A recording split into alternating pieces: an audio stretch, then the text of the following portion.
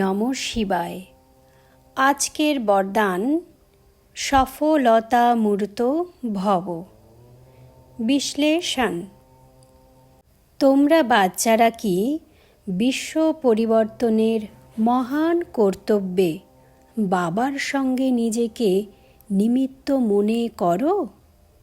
তাহলে নিমিত্ত হওয়া কার্যে সফলতা কেমন করে প্রাপ্ত হবে?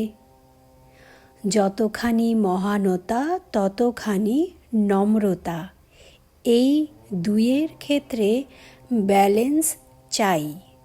তবেই এই মহান কার্যে সফলতা প্রাপ্ত হবে।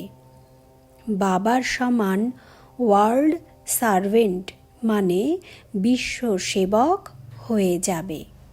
তো আজ বাবা বরদানে কি বলছে?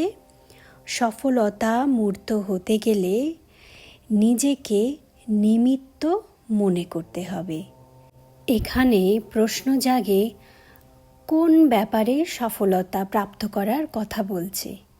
বাবা আমাদের উপরে যে সেবার দায়িত্ব দিয়েছে, বিশ্ব কল্যাণের দায়িত্ব দিয়েছে, সেই ব্যাপারে সফলতা প্রাপ্ত করার কথা কিন্তু এখানে বলা হচ্ছে।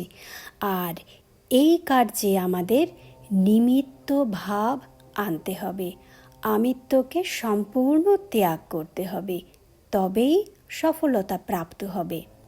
অনেক সময় দেখা যায় অনেক বছর জ্ঞান যোগ ধারণা সেবায় চলতে চলতে নিজের পদ পজিশন অনেক সময় মহান হয়ে যায়, মানে সবাই মানছে, সবাই সম্মান করছে, তখন নিজের মধ্যে অটোমেটিক্যালি মহান আত্মা এই ভাবটা আমিত্বের জন্ম দিয়ে দেয়।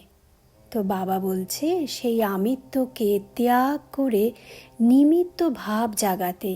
তাই জন্য তো বাবা বলছে যতখানি মহানতা ততখানি নম্রতা, এই দুইয়ের ক্ষেত্রে ব্যালেন্স চাই।